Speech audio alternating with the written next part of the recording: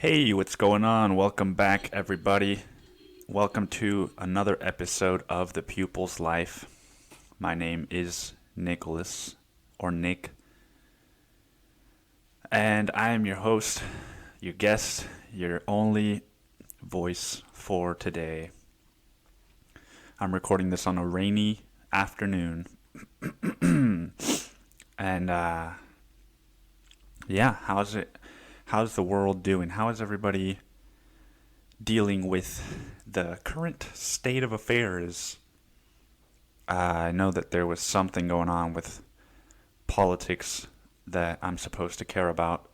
God damn, my throat is very raspy. I don't even know if raspy is the right word. But anyway, let's not get off to a choppy start there.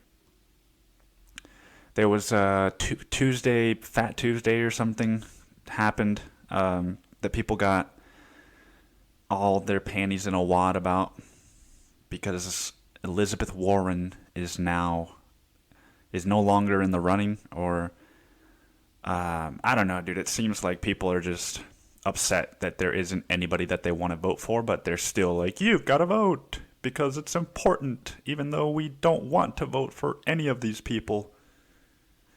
And then we've also got coronavirus, right? I was taking an Uber the other day, and my driver brought this up, right? I took one Uber where I was going. I took one Uber there and then another one back. And so my Uber there started talking about politics, and he was like, "Oh, I'm not really left or right, you know. I consider myself a little bit more in the middle, and because you got to have a balance, and most people don't have that." And I'm just like, dude, I don't fucking want to talk about politics with you or with anyone, dude. Especially not my fucking Uber driver. But I let him, right? And just like fucking pretend that I'm listening. And every now and then I'll just interject with a little like, oh yeah, haha. Or just like, mm-hmm. But then my Uber on the way back was talking about coronavirus and how he had some people, he drove some people that made a joke about corona, right? Somebody sneezed and his buddy was like, oh dude, don't get corona on your driver or something. And he used this fucking interaction as a way to bring up corona with me. And then I was like, I don't really even know what corona is. And he was like, you don't know what corona is? And I was like, I mean, I've heard of corona, but I don't know what it is, you know? I've only heard about it through other people. And he's like, well, let me tell you. And like fucking goes on to talk about it for 3 minutes, right? But then he made an interesting point that I hadn't thought about because I didn't think about fucking corona at all. And what he said was, it's funny how every time there's an election, something comes up, right, to distract people. And I was like, motherfucker, dude. He might be right, you know? And that's not, I don't think that what he was saying was like corona isn't real. I think what he was saying is like somebody might have fucking, spiked the bat's punch and made an Asian eat that bat so that we could all be a little bit more distracted during the elections. Which, if you ask me, like, you're not really getting to me, government, right? Because I don't. How are you gonna get to me, man? Unless you give me corona, dude. You could fucking talk about it on the news all you want. I'm not a big news consumer. But I just thought that was an interesting. I used the word interesting way too much, dude. But I thought it was I sort of share that mindset, right? Of like, how can we distract the people from what's important? And I already think that elections are a distraction. I think that all of politics is a distraction for people so that they don't focus on themselves. But it's funny that there are distractions to the distractions now, right? So it's like, here is a distraction, and we're going to make you believe that this is the most important thing you can do for your country. And now we're going to make a distraction so that you can feel even worse about not engaging in that other distraction. When you could just avoid the whole fucking thing by focusing on your own problems and your own health and your own shit, instead of being so caught up with who the next fucking president is going to be, or what the newest viral disease is. I mean, that one's a little bit important, right? You know, you want to be semi-informed. But I'm still shaking people's hands. I'm not wearing a fucking mask on my face, right? I went to the grocery store earlier today. I'm not wearing latex gloves to pick my produce out, dude. There could be corona on my fucking, in the vegetables aisle. There could be corona on my eggs, dude. You know, people sometimes pick eggs out of other egg cartons and put them, you know, they pick out the best eggs. I do that shit all the time. Somebody with corona might pick out the eggs that I'm going to, and put them into a carton that I'm going to pick out and take home. But you know, that's just a risk you got to live with, man. It's like, God damn it, I apologize. It's like saying, you know, did you know that you could get an STD, dude, from having sex? Even protected sex, dude, you could still get an STD. It's like, I'm never gonna have sex again, man. Like, it's more like, first off, it's like saying, like, if you have unprotected sex, you could get an STD, and being like, all right, I'll fucking throw a little baggie over it. And then hearing somebody say even further than that is like, you could still get it even with unprotected sex. And then you being like, well, I'm just never gonna have sex again, man. It's like, dude, I don't know. It's you know, you gotta live your life, man. You gotta live your life. And I've been living my life, dude. I've been living my life. I've been failing a lot recently. I talked on the last podcast about a girl that I asked out at a salsa night, and turned out she was a lesbian, right? And I asked somebody else out recently, and like, I got their number and everything, and they were like, yeah, I'd love to grab a drink. I text them, dude. I text her, and 2 days after I text her, she responds, oh, hey, I'm sorry, I'm just getting back to you, blah, blah, blah. Full disclosure, I'm seeing someone, but if you wanted to grab a drink casually, I would be cool with that. And I'm just like, I don't know, dude. I mean, maybe it was just my fucking frustration, right, at yet another person being like, I'm taken. But could you not have said something about it? Like, I guess it's hard, right? If somebody fucking walks up to you and asks you out, it's hard as a woman to know how to handle that, because you might be afraid, right? That, like, there's a lot of things that could happen if you upset this person, I guess. But more than anything, I was just like, dude, fucking, of course, man. Of course, yet another person that I'm interested in is like, dude, I'm sorry, but that can't happen. And I guess it's just a part of putting yourself out there, right? That I'm slowly learning is, like, I always assumed before I started engaging with women, like I've been doing more recently, you know, where I'm like, oh, dude, I'm just going to go for it and see if this person is interested, right? Before I started doing that, I just assumed, God damn it.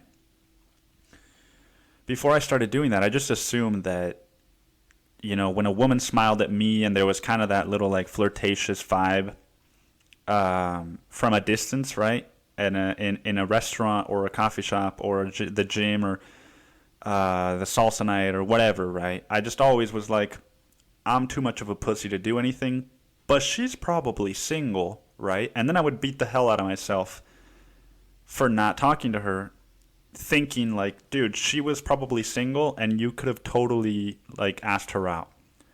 And now I'm just learning like, oh, maybe a lot of these times I was wrong and these women were not single and I didn't need to be beating myself up, you know?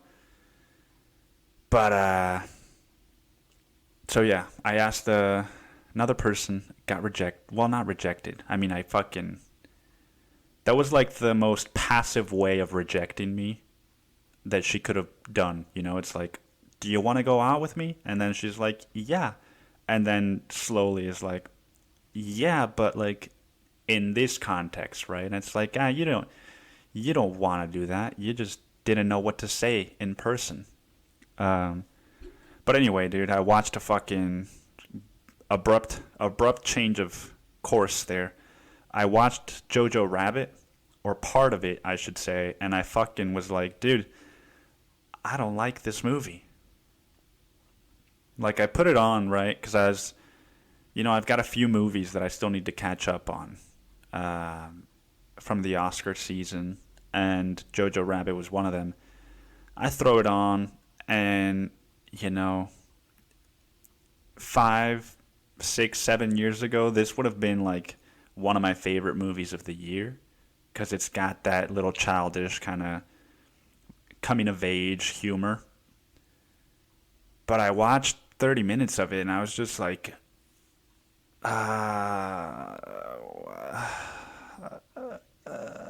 what? Why do I supposed to care about this kid?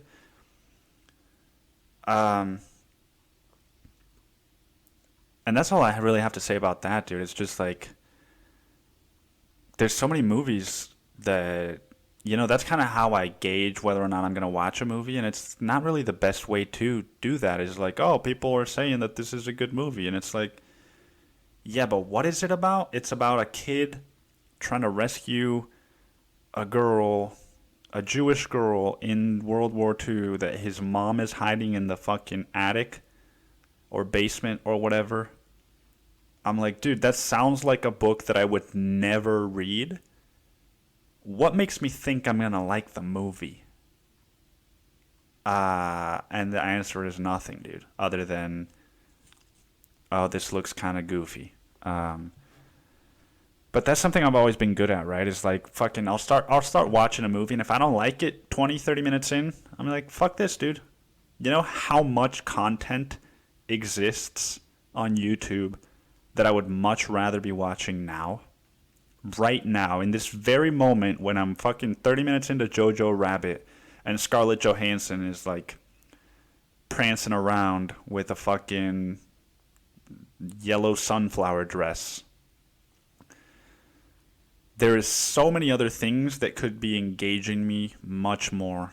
And then this is what beats fucking Joker out of a best adapted screenplay, dude. Come on, give me a fucking break. Give me a fucking break, alright? You're gonna give an Oscar, dude, to this movie that I stopped watching? It's like Green Book all over again. But people love it, right? Because Taika Waititi was a fucking refugee or something. He was an indigenous kid, and he made his dream come true. And so now we've got to give a shit about this dude. Just because of where he came from, we gave him something, dude. You know? When am I gonna get something just because of where I came from, dude? I came from a fucking violent, shitty, toxic fucking city. And where nobody really loved anybody, dude. It was all just a bunch of fucking, like, dude. It was just all a bunch of fucking, like, just mashed into one, dude. And I haven't gotten shit for that, right? I'm half Mexican, dude. Where's my fucking Where's my fucking Oscar?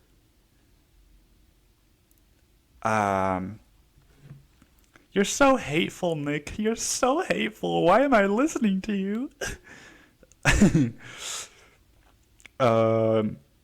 I'm just a regular guy, dude. I'm just a regular person. And, I'm just a regular American boy. My name is Nick, and I just want you to know that if you think I'm hateful, well, the truth is I'm just a regular boy. Dude, remember those commercials? I don't remember them because I wasn't alive. But I feel like that's what commercials were like in like the time that my grandparents were alive, like in the 50s, 60s, right around the time that they had my mom. Because my dad's fucking parents, they were just, they were they were Mexican, dude. Mexicans in the 40s and 50s are like fucking Americans in the 1900s, like in the early 1900s, like 1910, dude.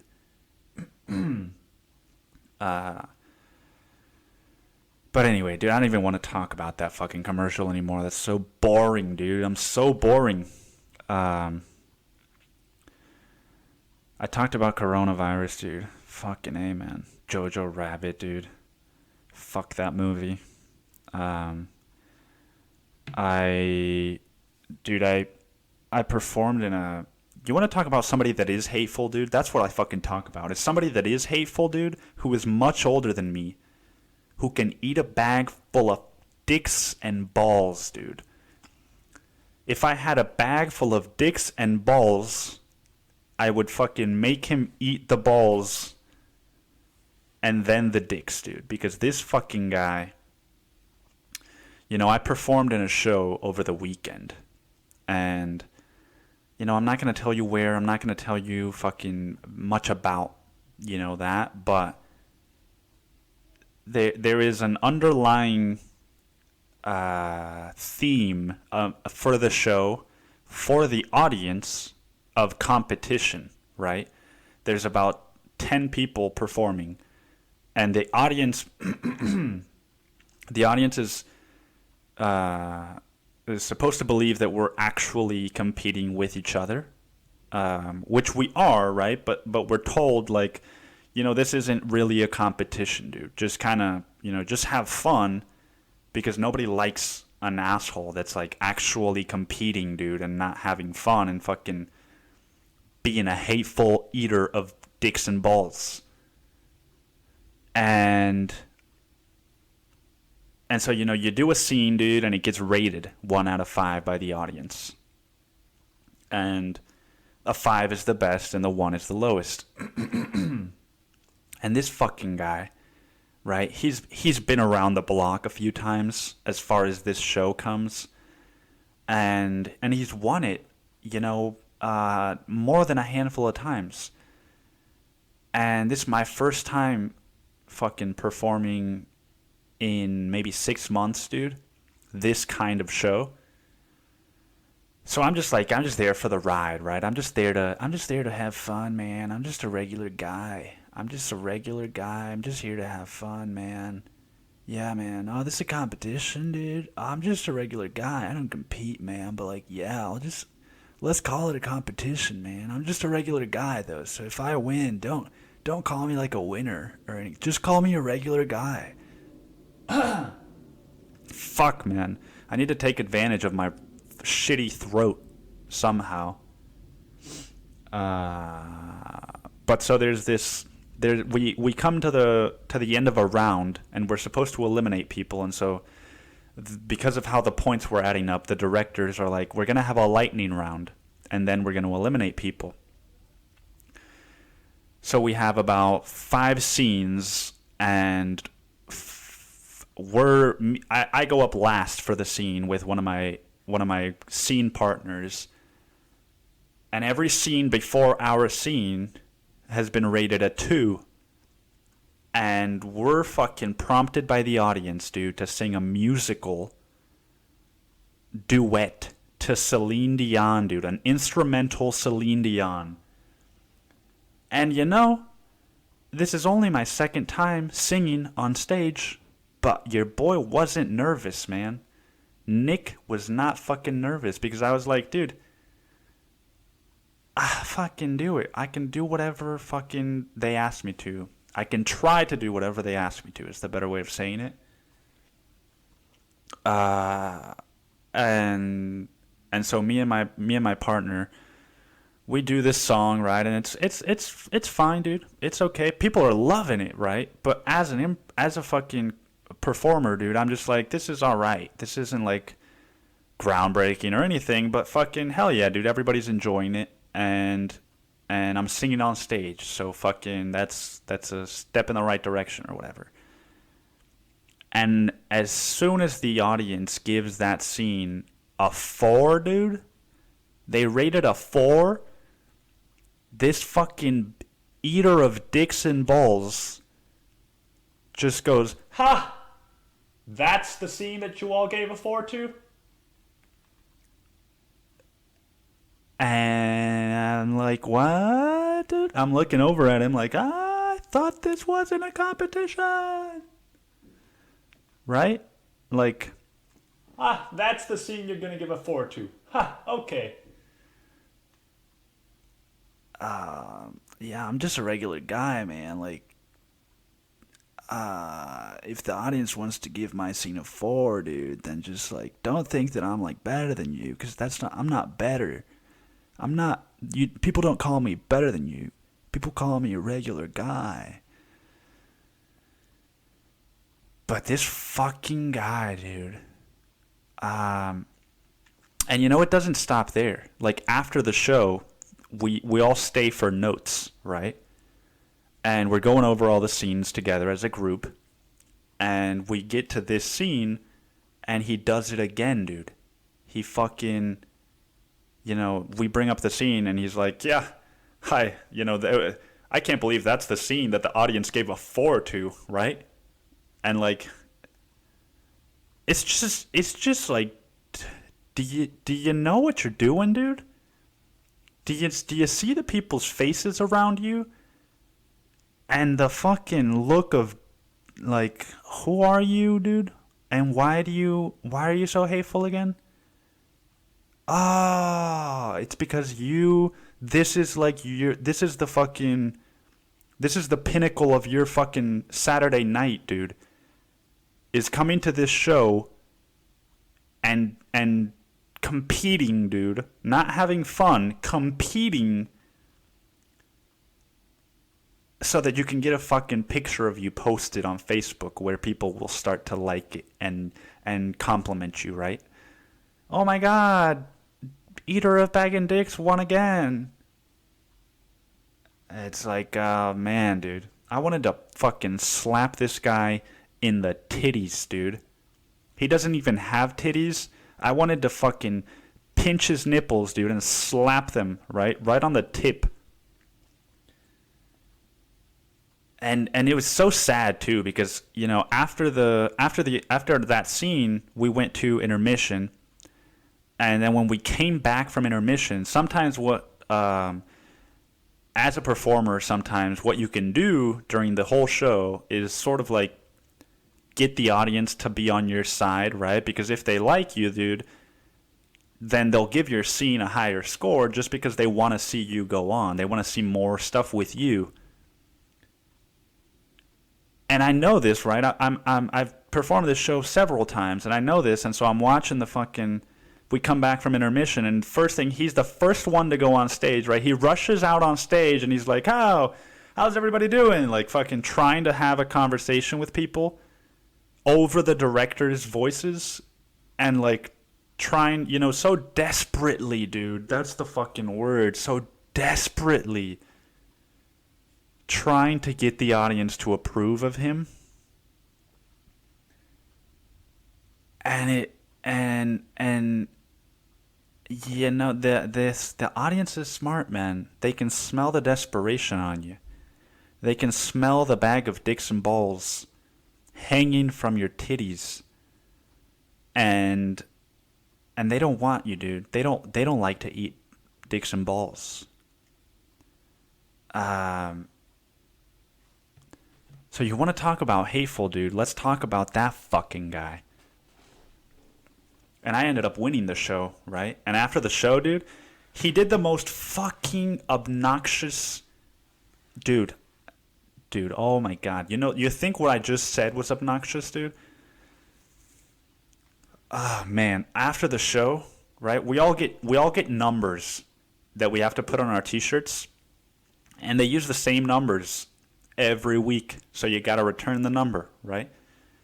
And after the show, after the notes... I get up and I'm about to leave, I get up and I'm about to leave, and he walks up to me, he stops me, and he stops me, he points at my number, which is on my chest, and he goes, "Ha, don't forget your number," and he walks out, dude. He's like, "Ha, don't forget your number,"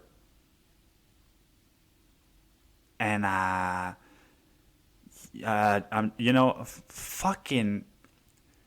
If you think I'm hateful right now, dude, it's because of I wanted to slap his titties, dude, and make him eat a bag of dicks and balls in the moment, but I didn't because I'm a decent fucking human being. And so I'm hateful in, I don't know, dude, I get to be hateful here, right? Because this is my fucking podcast. But, dude... You're gonna come up to me and you're gonna just come up to me and be like, "Hey man, don't forget your number. Don't forget to put your number," right? Like, that's the fucking... If there was only two ways to say it and one was hateful and one was kind, which one do you think would be which? If out of your options you had, "Oh hey man, don't forget to put your number back. By the way, dude, good show. Congrats," right? Fucking... Or just fucking come up, puts a hand on the chest, dude, stops you from what you were doing, right? Prevents you from moving, and fucking points at the number and says, "Huh, don't forget your number," and then just walks out, you know? That doesn't seem very kind to me, dude. Just fucking... Dude, there should be a whole podcast, just like not just one episode, but a whole series of podcasts dedicated to moments where people missed an opportunity for a comeback, dude, right? Like, what could I have said to this guy? It's just like, "Ha, don't forget your number." I could have been like, "Ha, don't forget to sign up next week, you fucking loser." You know, dude, just like fucking, "Ha, don't forget who won, dude. Don't forget to like that picture of me, dude. Don't forget to fucking, don't forget to look up at me when you're talking, because I'm taller than you. And you're fucking 20 years older than I am. And you've got no hair. You fucking eater of dicks and balls." It's so dumb, man. That's why it's so fucking annoying to me when people are like, "This community is so supportive." And like, just like, dude, every community is hateful. Every community has a bag of dicks and eaters, an eater of bags of dicks and balls, dude. And that doesn't mean that they're not supportive, dude, but they're also hateful and they're also fucking... everything, dude.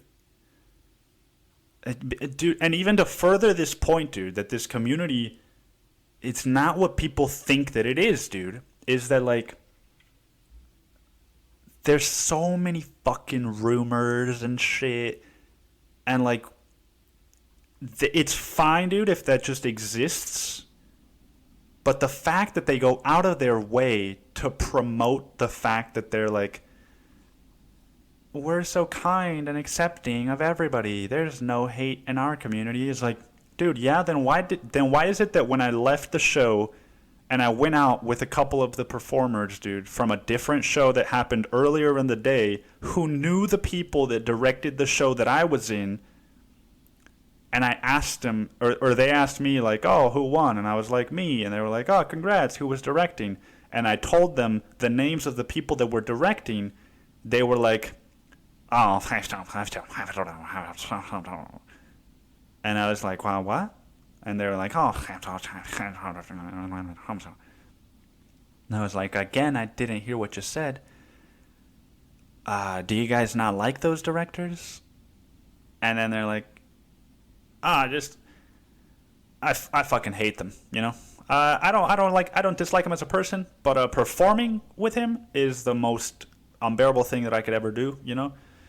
He just doesn't get it, and like he just doesn't get my fucking art, my fucking perspective, and he just doesn't get the way that I do things. And he just doesn't get it. And it's like, dude, he doesn't get it, man. He doesn't get it. They just don't get like my kind of humor.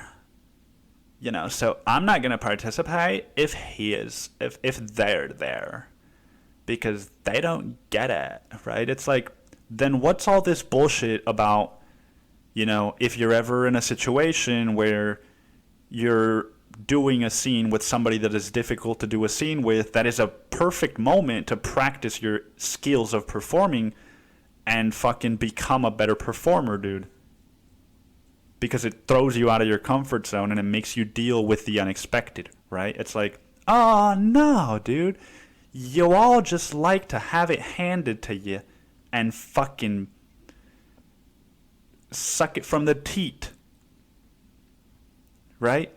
It's like if they give you this fucking little, dude, they have a little junior size bag of dicks and balls for the performers that they hand everybody before the show. And what it is that they say, you know, if you get a prompt for a scene and you don't feel comfortable with it, you can always just say, oh, I played that last week, but thanks. And that's our cue as directors to know, you know, okay, like, let's pick somebody else. And it's like, so if I got the you're going to do a duet, dude, and you're going to be singing to fucking Celine Dion instrumental, and you're going to be doing a duet about nothing. And I pulled out my little bag of dicks and balls out of my pocket, and I was like, I performed that last week, so make it easier for me, right? It's like, dude, there's no fucking, what are the things called in the bowling lane, dude? There's no bumpers in real life. I mean, apparently, dude, clearly I'm wrong, and there are, dude, because everybody got handed a little bag of dicks and balls before the show. But in the real fucking world, dude, there are no bags of dicks and balls, dude. There are no bumpers. You gotta fucking deal with the shit and move on. You gotta see the little bag of dicks and balls at the grocery store, dude, and you gotta be like, dude, that's not real. That's not real, dude. Don't go to the checkout line with that. That's not real. And just move on, dude, to the nuts and the milk and the fucking, you know, the nut butter aisle, right? If you can't have dicks and balls, you gotta have nuts. Dude, this is the dumbest fucking podcast that I've ever done. But you know, it's better to get upset and be angry, or dude, it didn't even make sense. It's better to get upset and sound stupid and ridiculous, dude, and silly, than it is to be one of those guys like this eater of dicks and balls that was just like, and that's the scene you're all gonna give a 4-2? Don't forget your number. Right, dude? It's like, god damn. You know, I hope that guy went home and he fucking saw that picture of me and he was just thinking about the fucking scene that got a 4 and just, that scene got a 4, dude. I can't fucking believe that scene got a 4, right? And I don't know anything about this man, but if he has a fucking romantic partner, I hope that he got in a fight with that romantic partner. Right? He's like, that scene got a 4. It's like, no, I'm not gonna fucking come down and eat dinner right now, okay? It's 2 in the fucking morning. Leave me alone. I'm on Facebook. fucking see, dude. Next weekend, dude. He's gonna get his, dude. But anyway, dude, fuck that fucking eater of dicks and balls and his non-existing titties. Because I'm just a regular guy, man. You know, I'm just a regular dude. Like, I know that guy's like an eater of dicks and balls, right? Like, you know, I was once an eater of dicks and balls too, right? I still sometimes am, but like, you know, most times, dude, people just call me like a regular guy. Like, that's just the way things are now. Is like something happens to me and I'm just like, oh, that's not anything, dude. That's just a regular occurrence. 'Cause I'm just a regular guy. Like right now, dude, there's a cop car that I'm looking at outside my window, dude, just parked in an empty parking lot. And, you know, I could be like, dude, they're probably waiting for something crazy to happen, dude, right? But odds are, dude, is that that's just a regular occurrence, dude. Like, cops have to park somewhere, right? Why not an empty lot, dude? That's like the smartest place to park. That's so fucking dumb. Oh, man. Dude, so there was one thing I didn't get to talk about on the last episode that has been a recurring topic in this new year. In this new year is my fucking bicycle, dude. Dude, the last time you heard about my bicycle, I believe I'd gotten in an accident, right? And maybe I had gotten one flat tire after the accident. And just to update you a little bit on that. So my fucking shoulder, dude, like now, I thought my shoulder was fine, right? And it is for the most part, but there's this little shard of bone that I can feel when I move my arm backwards and it pops my shoulder forward, dude. There's a little shard of bone that does not exist on my left shoulder that lets me know, oh no, something actually happened that damaged your fucking bone enough to where it popped and now you can feel it over the skin, dude. I can move a full rotation and I've been swimming and the bruising has disappeared and I'm just hoping that this fucking bone will heal itself. But dude, guess what? Guess what, dude? Guess what? You know? Guess fucking what? I got another flat tire about 3 days after that last flat tire. So my accident happened, dude. And then maybe a week later, I got a flat tire. And I fixed it. And then 3 days later, dude, I got another flat tire. On my way to work at 7:30 in the fucking morning in 30-degree weather. Yeah, dude, that was fucking awesome. And guess what, dude? Because I wake up that day and I look at my bicycle, I'm like paranoid of it already as it stands, and I fucking check the back tire, which is the one that was damaged. And it's deflated, right? There's no air in it. And so I'm like, fuck, dude. Is it a flat tire? Or maybe the air just sort of, something happened, right? Maybe it's not a flat. So I pump air into it, and I'm like, oh, is it going to hold it? And it seems like it's holding. So I've got a CO2 cartridge in my backpack, and I think, all right, I'm going to risk it, dude. I'm going to go out with the tire as is, holding the air, and worst comes to worst, if it starts to lose air, I'll just pump it back in with the CO2 and cross my fingers that that'll give me enough that it'll get me to work, and if it does end up losing the air while I'm at work, there's a bike shop right there that I can go fix it at, right? Seems like a fair enough seems like a deal, right? Like if you were on fucking Deal or No Deal and they were like, you know, you could take an Uber home, you could take an Uber to work for $12, or you could risk it. And you could say no, and there might be fucking, you know, there might be a free ride to work in one of the other cases. And you get ring, ring. No deal, Howie. No deal.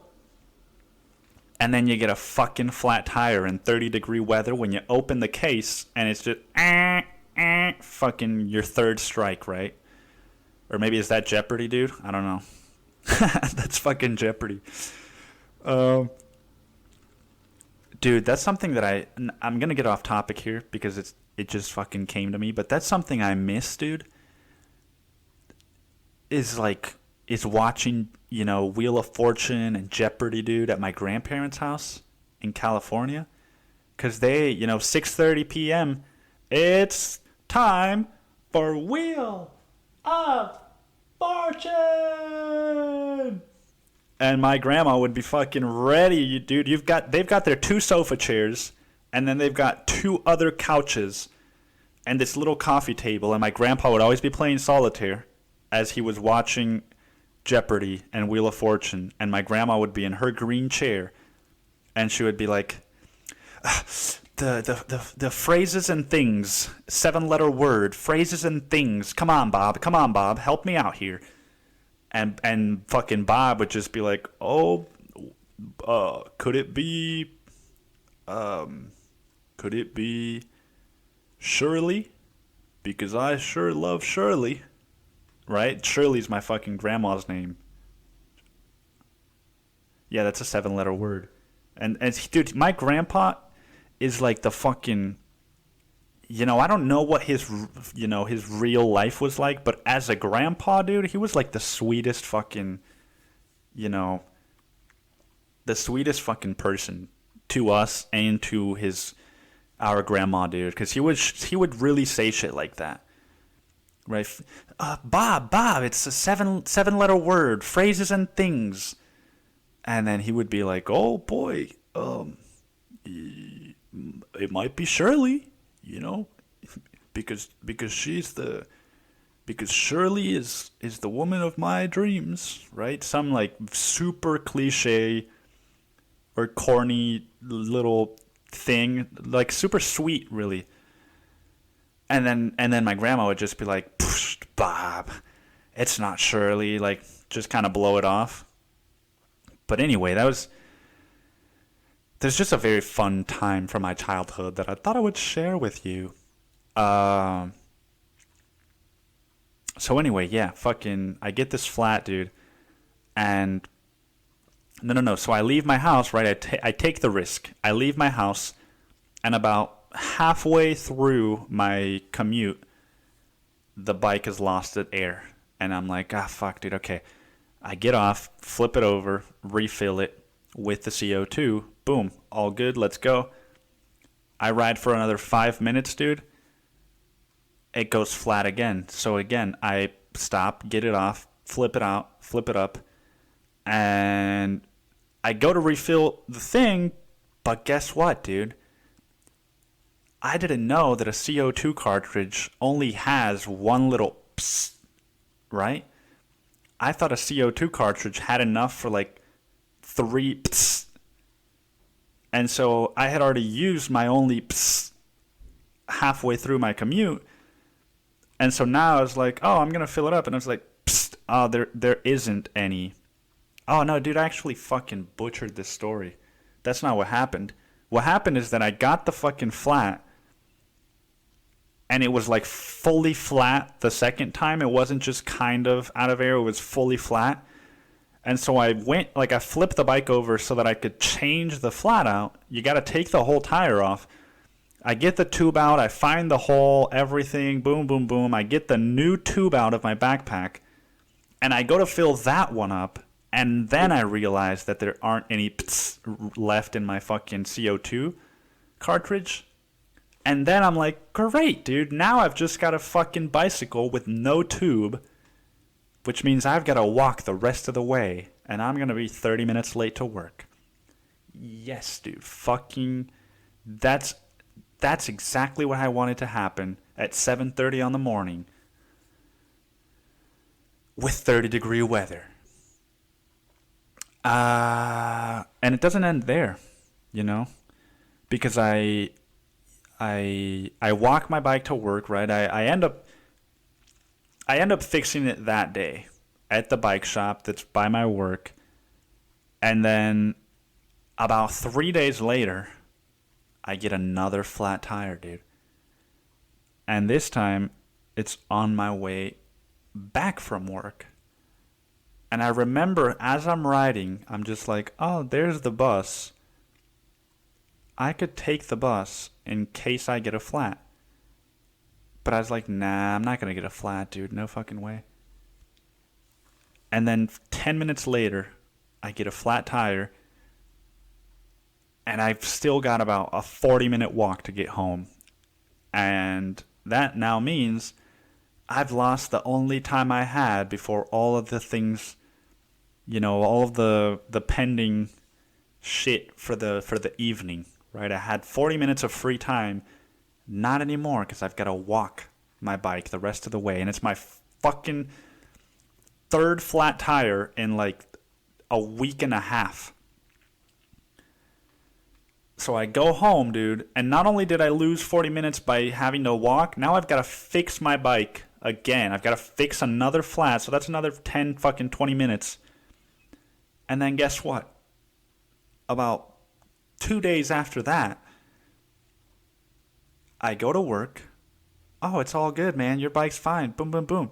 Park it, work my shift, get off work, go to my bike, and then I go to sit on it, and it fucking bloop, sinks down. And guess what, Nick? You got another flat. You got a fourth flat in 2 weeks. And you might become homicidal soon. Because you got no tubes left. But I ended up going to the bike shop. And, you know, I got a new tire, dude. So that's that fucking... That's the end of that story. It has a happy ending, dude. For once, it has a happy ending. Because I was like, you know, oh, you guys don't sell tires here, right? Because I think that would fix the problem. And he's like, yeah, actually we do. And I'm like, oh, dude, I'm fucking broke. I'm probably not gonna be able to afford this. It's probably gonna be like $150. And he shows me the tires, and he's like, well, this one right here is like $24.99. And I'm just like, $24.99, dude? $24.99? I'm not that broke, dude. $24.99 for a tire, dude. So you're saying I get to take the tire for $125 less than I thought it was gonna be sold.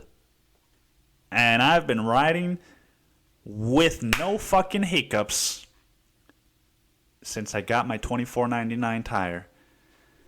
And goddamn does that feel good, dude. Because I had put up posts on Facebook Marketplace, dude. Let go, fucking Craigslist. I was like, dude, I'm going to have to get a new bike. I'm going to have to sell my bike and get a new bike. And I was wanting to get a car, dude. And I'm going to have to get a new bike. And how am I going to do this, dude? Right? Becoming very fucking end of the world thoughts. And then guess what, dude? It turns out I was just being a fucking... eater of dicks and balls. I was just being an eater, not of a fucking junior bag of dicks and balls, but of a full-size, hateful dicks and balls bag. And all I had to do was fix the issue, right? Instead of living in the world of like, what if? I just had to be like, oh, dude, no, not what if. Just fucking what is, and then fix the fucking issue, mate. And so that's been a positive, dude. And now the positive, even to add on top of that, is that I can fix fucking anything on my bike now. I fixed 4 flat tires. I had to fix and adjust the brakes, the brake pads, the seat, dude. So many things went wrong with my bike that I had to fix that now I'm like a fucking bike mechanic, dude. Now I could fucking go apply for jobs at a bike shop, dude. And be one of those guys that's like, hey, brother, what's going on with your bicycle, dude? Oh, you had another flat, dude? Oh, I've been there. It's a rough time, right? But don't worry about it. I'll help you out, right? We'll get you out of here in no time. So yeah, man, I might be a fucking bike mechanic soon. Maybe that'll be my next job is, just start. I could wear shorts to work again. Fucking God knows I miss doing that. Dude, working at a food truck, that's what I love about working at a food truck, is that I can wear fucking shorts and a ratty-ass t-shirt because I'm going to end up drenched in sweat anyway. And I'm sure I could do that at a bike shop, too, because they're not going to be like, oh, you got to wear a uniform, dude. Oh, yeah, and get the fucking grease and oil and, the muck on my uniform, dude. Are you going to pay for that fucking laundry bill? Go fuck yourself, right? But yeah, man, all this bike shit is finally over, at least for now. And so that is a burden off of my fucking shoulders. And what else is going on with me, man? I'm at time here. But I haven't talked about my ketamine infusions, I guess, in very much detail. Part of that is because they are, there's not really a language to describe sort of what the experience is like. So I feel like trying to do that would be misleading or pointless, especially on the spot. I'm working on a piece about it that I'll be publishing soon, but I've been noticing some of the benefits, I guess, that I've gotten from it, and the main one has just been my reactions to my anger. Like since the last infusion that I had, I've noticed at several times where I would have had a reaction and I didn't this time. Most of these are at work. Right, I talked a lot about a confrontation I had with a coworker that is the reason that I'm leaving my job eventually. God damn, dude. Excuse me. And just, my ego getting in the way a lot. As far as somebody does something that upsets me or makes me feel a certain way, and then me feeling like I have to react to that in order to get to solve the situation, right? Or to get justice, right? Like that'll then make the feeling go away somehow. And what's happened is the opposite. Is like, no, dude, actually there doesn't even need to be an issue unless I let there be an issue, right? Like it still makes me upset, but I don't have to have such a big emotional reaction when my coworkers do these things, because I know what's going on and I know the situation that I'm in. And so it's and I know that nothing will happen, I can report it to my manager, I can report it to the fucking supervisor or whatever, dude. Nothing is going to happen because I've done that already. I've been down that road. And so now it's like, oh, maybe I just don't even need to fucking... I guess this wasn't really a conscious thought. It just... I may have talked about this already, but I was at work and somebody called out and their excuse was clearly a lie. And I was just like, you know what, dude? Like, what did I expect? Right? And whereas in the past I would have texted my manager and been like, this can't happen, dude. This is shitty. Like, you got to get new people. You got to hire somebody that actually wants to work here, actually knows how to work here. Now it's just like, nothing's going to happen, dude. So why am I going to get myself all rattled up and try and get my manager to do the right thing when I know he isn't going to do it? because it's me trying to avoid just the reality, I guess, kind of like my fucking bicycle. It's like, what if you hired somebody new and this place didn't suck to work at?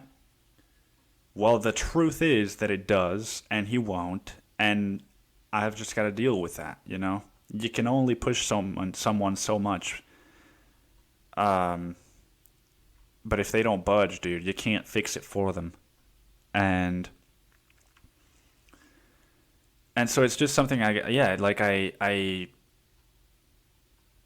guess the one way that I can describe, the one thing I can describe about the experience, which is tied to why this has been changing in me recently, is that all of those reactions are sparked by my ego, right?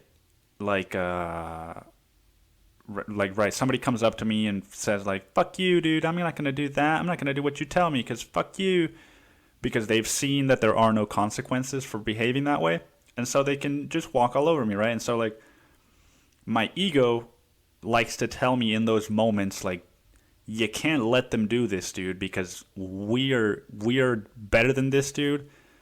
And so you've got to fucking do something about this, or else it means X, Y, or Z. And the funny thing is that with the ketamine infusions, dude, the whole point is to sort of dissociate from your body so that you can understand the separation that exists between who you are, dude, and what your ego is and why your ego is there, right? The whole purpose of my ego is to protect me from pain or from feeling any kind of negative emotion. Even though sometimes it does that by making me feel fucking anxiety or other negative emotions. And so my last infusion, I had this moment, and forgive me if I've talked about this already. Don't think I have, but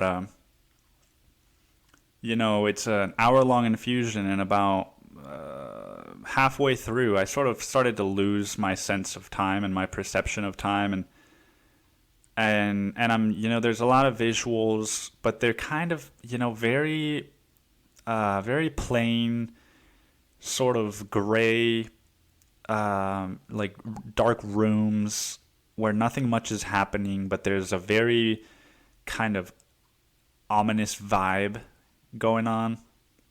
And so you're taken through so many of these different visuals, so many of these different rooms that you start to question, like, maybe I'm not going to come back, dude. Like, I'm so far removed from what I know that maybe it's feasible that I'm just not going to come back, dude. And because I had done DMT and I had this experience and I had sort of a frame of reference for what was happening, I wasn't afraid, and I was able to realize sort of like, oh no, it's not that I'm not going to come back, or it's not that I feel like I'm dying. It's my thoughts that feel that way, or it's my thought. That's just my thoughts, dude. That's just my ego is dying, and my ego is what is afraid that it might not come back. And